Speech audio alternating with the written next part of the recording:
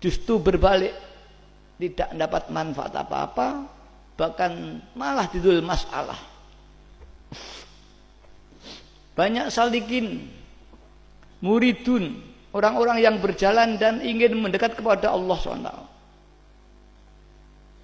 Apalagi tidak ada seorang guru yang kamil mukamil, dia terbelok oleh gebiar-gebiar spiritual, bunga-bunga spiritual yang ia anggap itu adalah tanda-tanda telah sampai pada Tuhannya. Lebih daripada itu, banyak yang tersesatkan oleh bujukan iblis dan syaitan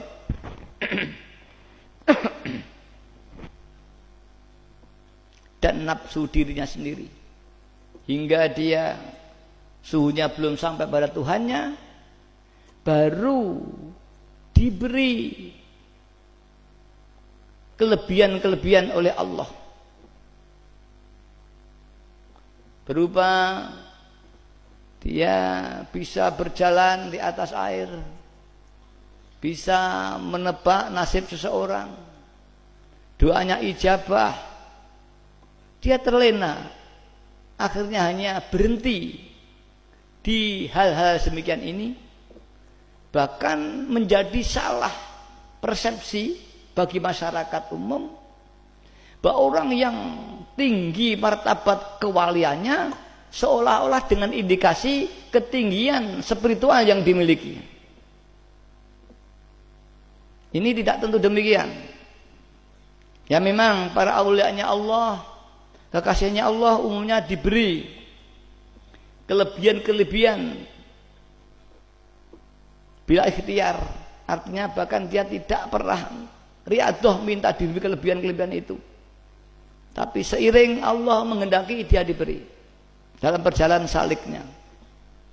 Tapi tidak pasti bahwa orang yang diberi kelebihan-kelebihan spiritual tinggi itu merupakan indikasi, dalil, tanda-tanda bahwa dia seorang aulia besar, belum tentu. Karena kewalian seseorang ini hanya ditentukan hatinya sejauh mana terpautnya kepada Allah Subhanahu wa ta'ala. Apabila seorang hamba itu betul-betul syauq, rindu kepada Allah wa Rasulullah sallallahu alaihi wasallam, maka dia akan dekat dengan Allah. Allah akan mencintai dia. Sebagaimana hadis, ma min abdin yukhlilul amal, insyaallah, ma min abdin la yukhlisul amal lillah, insyaallah kalau enggak gitu. Yang ya ma min abdin yataqarruba ilayya bin nawafil hatta uhibahu. Tidak ada hambaku yang mendekat kepadaku dengan amal-amal sunnah dengan sungguh-sungguh hingga aku mencintainya. Di sana adalah hamba mendekat dulu, kemudian Allah mencintainya. Ketika aku telah menyintainya, maka aku dadi matanya ketika dia melihat, aku dadi tangannya ketika ia menjamah, aku dadi kakinya ketika dia berjalan, dan aku jadi lisannya ketika dia bicara. Ini dalam pandangan Wahidiyah,